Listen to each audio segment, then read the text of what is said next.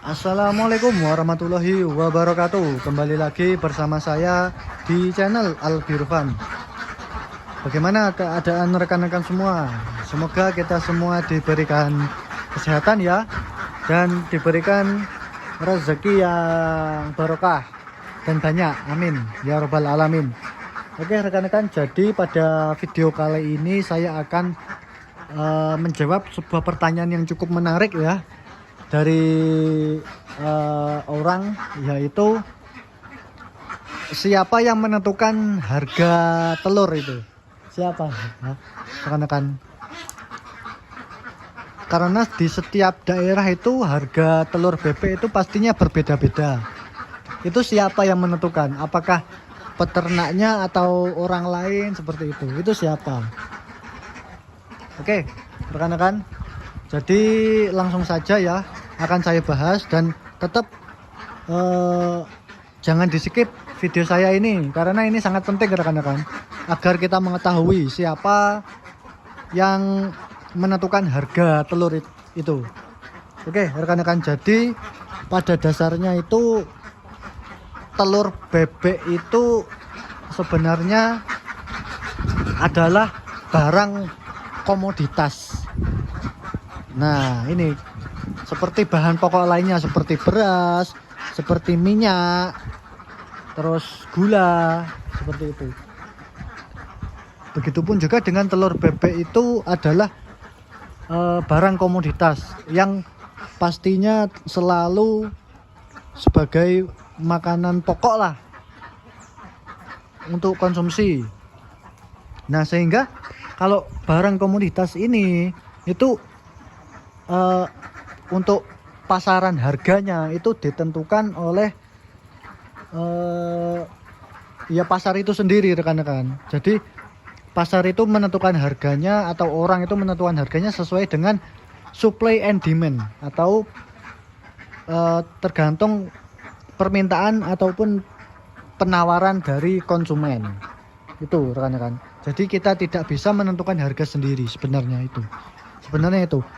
Kalau kita bisa menentukan harga sendiri ya coba kita jual barang kita itu, atau telur bebek itu ini ya, kita jual harga satu butirnya 3.000 atau 4.000 lah. Itu apakah bisa? Coba rekan-rekan, itu tidak bisa rekan-rekan ya.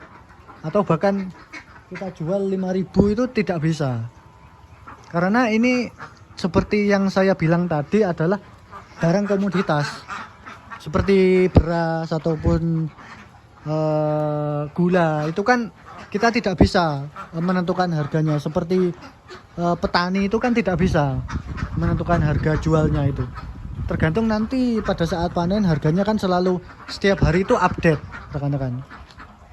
Sama juga dengan telur bebek ini, harganya selalu update setiap harinya, tergantung itu tadi permintaan dan penawaran itu. Dan selain itu ya, harga telur itu sebenarnya ada brokernya rekan-rekan, ada permainan bakul sebenarnya, sama seperti barang komoditas lain. Atau telur ayam itu ada brokernya rekan. Itu bisa saja dimanipulasi harganya. Dengan broker itu bisa saja dimanipulasi. Jadi ada dua kemungkinan ya rekan-rekan naik turunnya harga telur bebek itu, yaitu yang pertama itu hukum permintaan dan penawaran, dan yang kedua adalah permainan broker atau permainan bakul. Kalau hukum permintaan dan penawaran itu setiap hari berubah-ubah harganya, tergantung permintaan dan penawaran dari pasar atau dari konsumen. Kalau stok di pasar telur itu banyak, otomatis kan harganya turun. Kalau stok di pasar itu sedikit atau kurang, itu pastinya telur akan naik rekan-rekan. Itu sudah hukum pasar ya, seperti itu. Nah kalau permainan broker atau permainan bakul atau permainan mafia ya, itu bisa terus jelek rekan-rekan di harga langsung dari peternaknya, seperti itu. Jadi yang menentukan itu sebenarnya dua itu, tetapi bisa dikondisikan oleh pemerintah, rekan-rekan. Itu bisa diatasi atau diawasi oleh pemerintah. Kalau harganya terlalu tinggi, pasti kasihan konsumen yang makan telur bebek itu. Jadi dibuat sama pemerintah itu, diawasi dan dibuat kebijakannya sehingga telur bebek itu, kalau menurut saya di wilayah-wilayah lain itu selisihnya tidak terlalu banyak, rekan-rekan. Itu sudah pengawasan dari pemerintah seperti itu, sehingga mungkin rata-ratanya di daerah Pulau Jawa ya itu 2000-an 2000 per bijinya yang grade AB. Itu rekan-rekan, itu adalah dari pemerintah membuat pengawasan seperti itu ya. Itu kalau barang yang kita jual itu barang non komoditas, itu pastinya kita akan mendapat suka-suka kita menjualnya ya. Seperti kita jual obat apa ya, obat sakit kepala atau obat panas ya, itu kan kalau ya mungkin vitamin penambah tinggi badan misalkan seperti itu kan barang non komoditas, sehingga kita bisa menentukan harga sendiri dengan kita lihat marginnya dengan HPP itu berapa, terus kita jual, itu bisa, rekan-rekan. Tetapi kalau telur bebek itu yang sudah saya sebutkan di awal tadi, ini harga komoditas, sehingga ya mau tidak mau kita harus mengikuti harganya sesuai dengan wilayah kita masing-masing. Dan wilayah masing-masing itu kan pasti berbeda harganya itu, tetapi tidak sampai jomplang lah harganya, tetap masih mungkin selisih sekitar 100-200 lah, tidak sampai 1000-2000 seperti itu, rekan-rekan ya. Dan bagaimana solusi kita kalau kita bisa meningkatkan nilai jual telur kita agar mendapatkan keuntungan yang berlipat? Itu sebenarnya bisa dengan kita menjual langsung ke konsumen ya.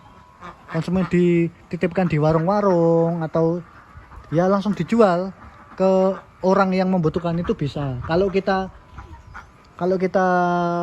menjualnya lewat bakul atau lewat agen, itu pastinya kan ada selisih keuntungan seperti itu. Tergantung kita maunya seperti apa. Kalau punya saya ini ya lewat agen ya, rekan-rekan, karena banyak telurnya, rekan-rekan. Kalau mungkin puluhan biji saja per hari itu kan bisa kita jual lewat konsumen langsung. Tetapi kalau kita sudah telurnya itu per hari ratusan, itu pastinya akan kesulitan kalau setiap hari bertelur itu kita jual langsung ke konsumen, sehingga ya kita harus jual lewat pengepul, kan seperti itu ya. Itu mekanisme harga telur bebek itu seperti itu ya. Kita tidak bisa menentukan harganya lah, tetapi masih diawasi lah oleh pemerintah, itu masih cukup ada pengawasan, sehingga kalau pengalaman saya di tahun-tahun sebelumnya ya, rekan-rekan, untuk harga telur itu masih stabil sebenarnya itu, rekan-rekan, karena ya itu tadi ikut andil pemerintah dalam menentukan harga telur ini, sehingga kita tetap eksis, rekan-rekan, di dunia bebek petelur ini.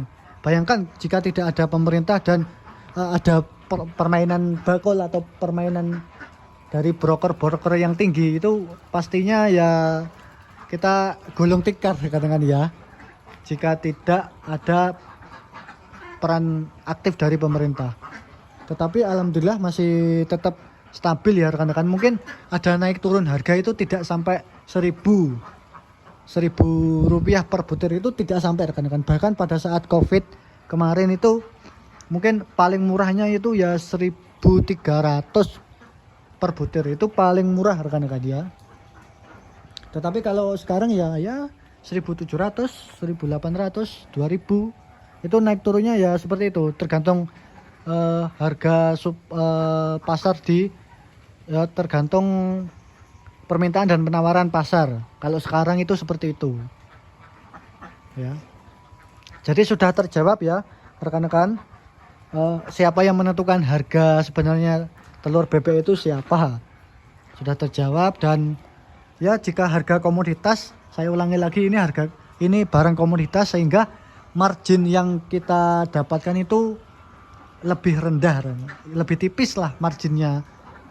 Tetapi kita bisa sukses di dunia perbebean ini ya seperti kebanyakan orang lah. Jika marginnya tipis ya kita harus menjual barang itu banyak.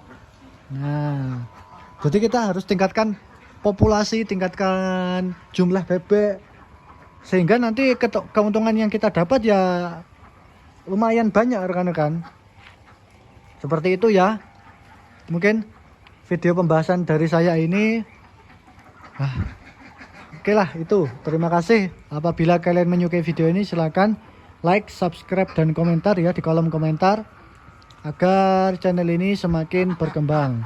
Dan tentunya tetap nantikan video saya selanjutnya. Terima kasih.